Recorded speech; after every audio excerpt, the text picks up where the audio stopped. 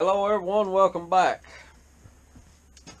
It is still too wet to farm, and I'm bored, basically.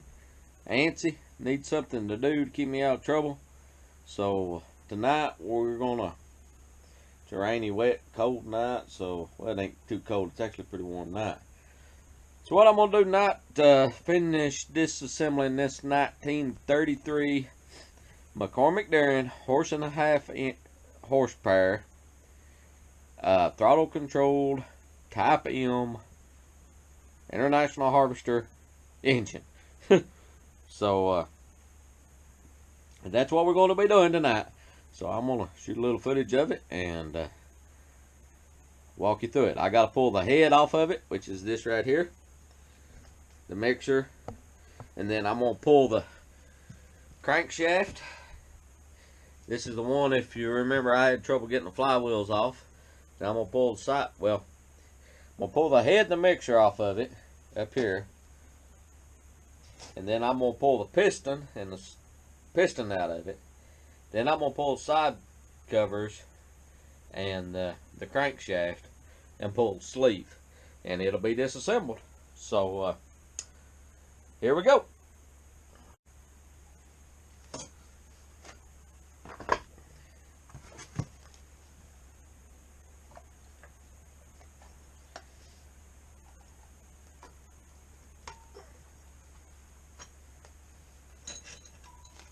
I'll have to get a rebuild kit for this mixer. That's something that I'll have to order when we start back with that engine over there. But that is something that I will have to come up with in part sourcing. So let's see what we need here.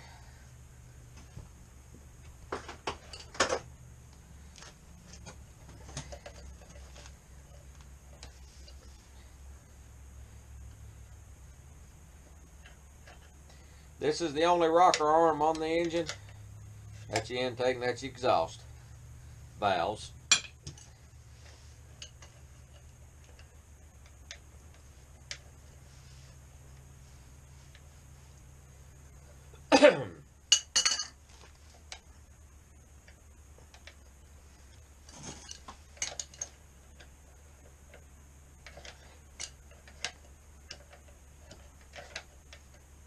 Normally I wouldn't use an adjustable wrench to mechanic with, but even though there's not a bolt on this engine's metric, I don't know whether it's age, they've pitted and rusted, but a lot of times standard wrench don't fit them right for some reason.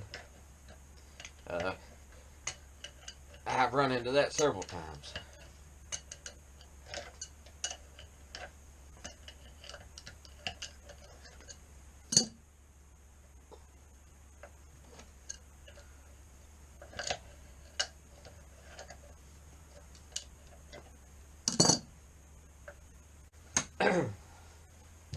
When you're working on these old engines, it often makes you wonder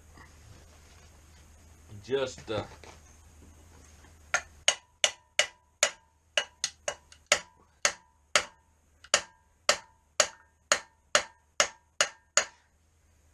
what they've seen down through the years.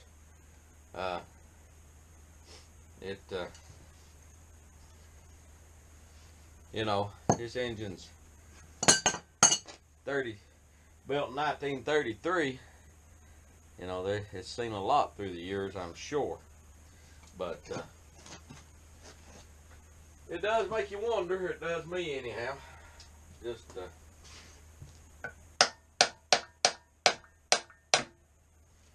and whoever put that head on,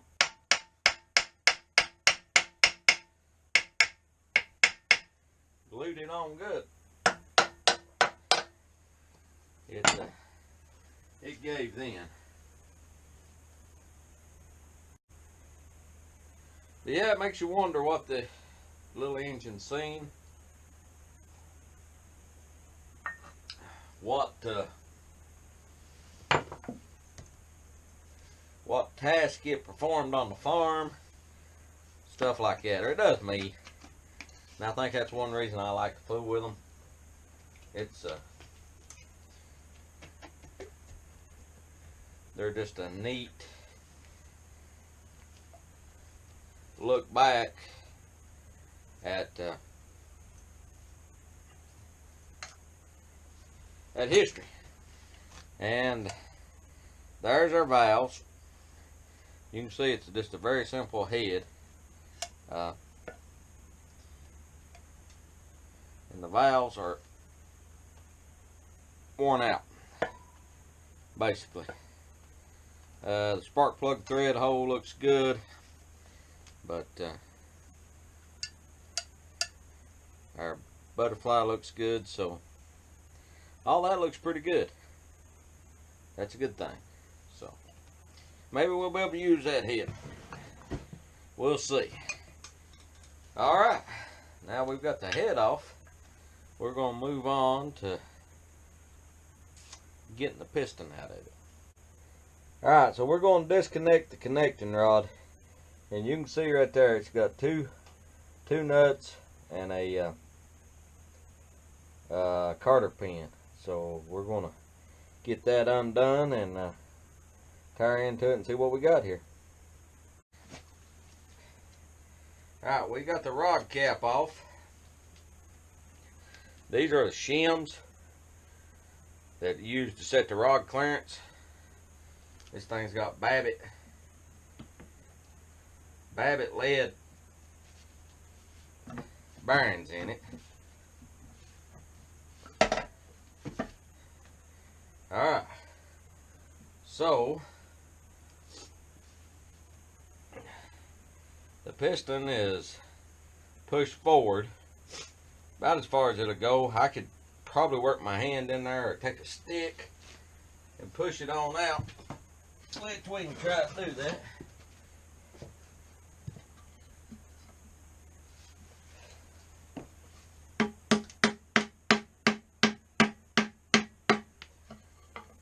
I believe what I'm going to do is go ahead and pull this side cover off.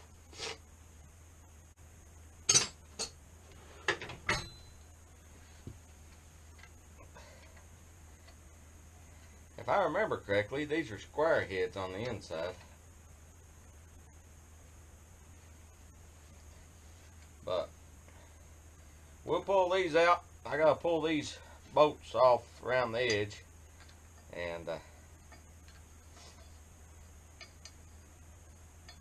they'll be done. We'll put the nut back on that. And before I do that, I need to get that cam rod off. That works your fuel pump and of course your exhaust valve right here.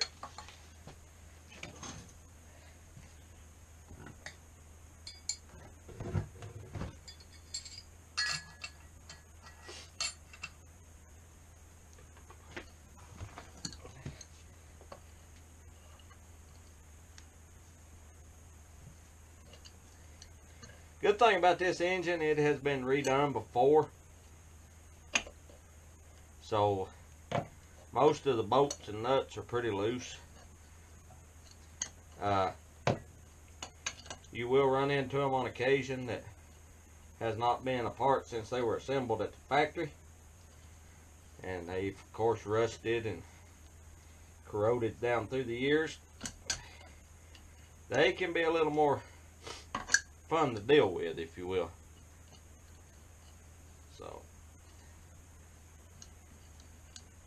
we'll go ahead and take all this stuff off this side cover.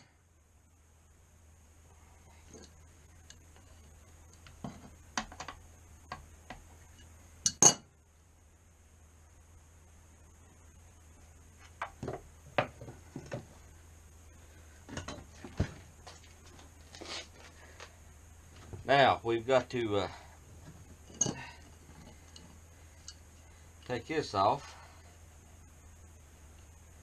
and let's see, we maybe a wrench we have handy here. It's a 5/8, and it's supposed to have a Carter pin in it, but it don't, so oh well. Makes it a little easier for disassemble.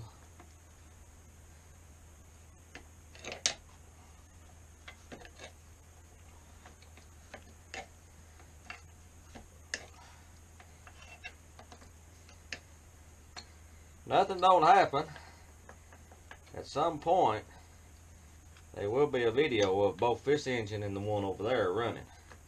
As soon as I get this one disassembled, I'm going to start prepping that over there for reassembly. I got to take a parts inventory and see what I need, basically. And once I do that, I'll order the parts. We're talking about a couple $100 worth of parts. It's not $5,000 or $6,000, of course. If it was, I wouldn't be doing it. But I'm gonna need a gas tank, fuel pump, a few other carburetor kit, probably a couple of valves, things like that. So I could make a lot of the things I need without buying them, I guess, but I don't know.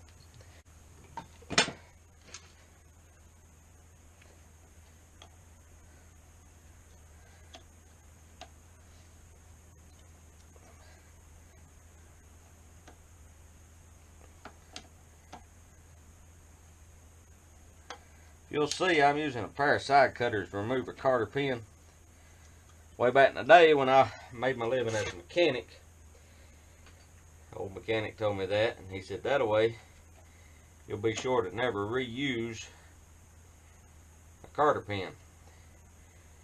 And you shouldn't ever reuse a Carter pin. Ever. According to him.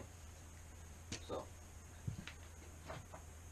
I just do it because it's the easiest way to get them off. But we're going to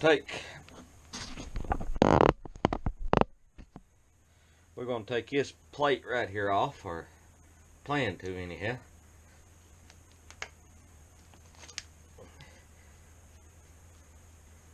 Those can be tough. Them little flathead screws. That's all they are, is flathead screw.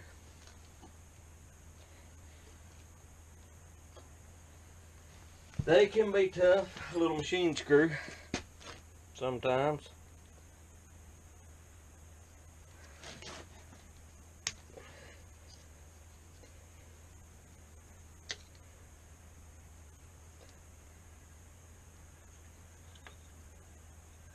The engineering on these things are so simple, they're genius.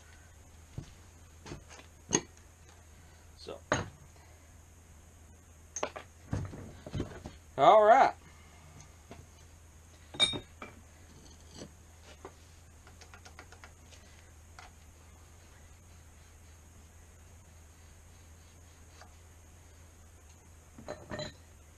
Now we're ready to pull the side cover.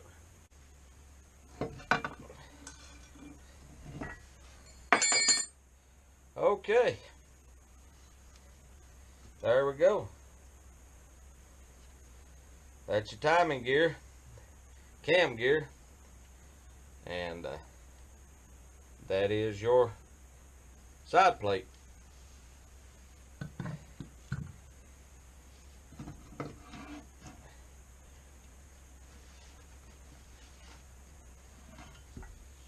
And there's the crankshaft. Simple enough. So, one thing I did notice, I'm gonna lay that crank right there, is when I pulled that connecting rod off of the rod cap off of the connecting rod, there was a notch filed in the bottom of it. You always want to put the rod cap back the way it came. There's some more of the shims, if you can see them. Usually the notch is filed in the top. That's what I was looking for, because I was going to file a notch in it myself. But it was filed in the bottom, which is a little unusual, which could mean that the connecting rod is in upside down. And there's our rod bearing. Looks like it's pretty good shape. So let's get the piston out of it, and all we have to do is pull the other side plate off, and that will be pretty much disassembled. Not a whole lot to these things. If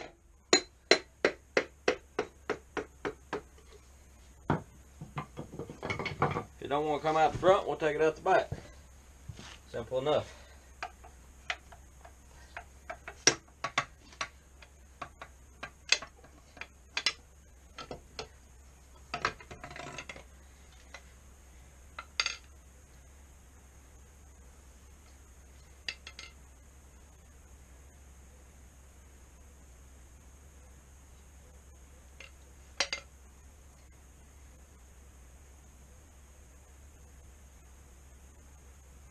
I'm looking for the notch on the rod.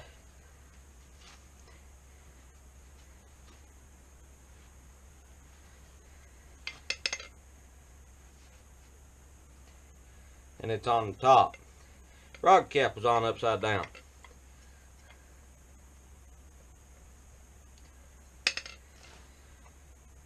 Oh well. There you go. Looks pretty good. So, alright, next thing is to get the sleeve out of it. Alrighty, we've got everything disassembled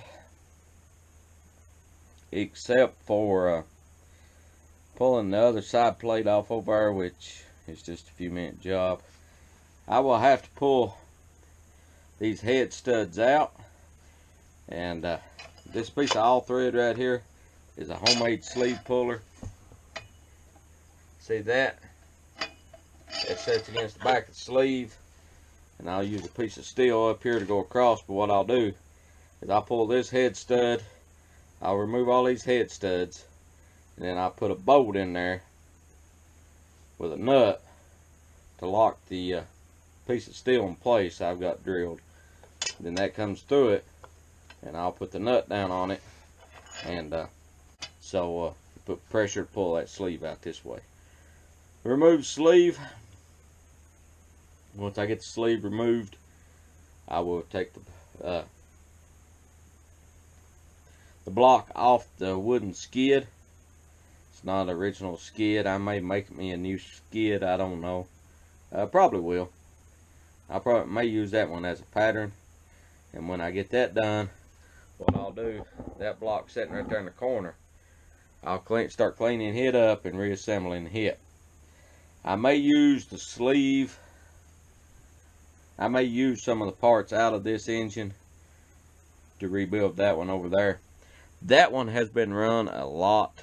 The head on it's in pretty bad shape. Several things, but what we're going to try to do is take two and make one, basically. So that's the goal, anyhow. If you like what I'm doing, like I said, if you'll notice the videos I put up, they're a little bit of everything. It's just kind of the life of a small farmer. I'm always into something a little odd, a little different maybe. If you like what we're doing, subscribe to us. Let us know, comment, whatever. We will be back to farming here very shortly. It's just Friday night. I wasn't doing nothing. I thought I'll finish tearing that engine down, which didn't take long. But I'm going to call it good and go in the house for tonight, get cleaned up, and see what we get into tomorrow. So until next time, this is Adam, Mountain Farmer. Like I said, if you like what we're doing, subscribe to us. And we'll talk to you guys later. Good night.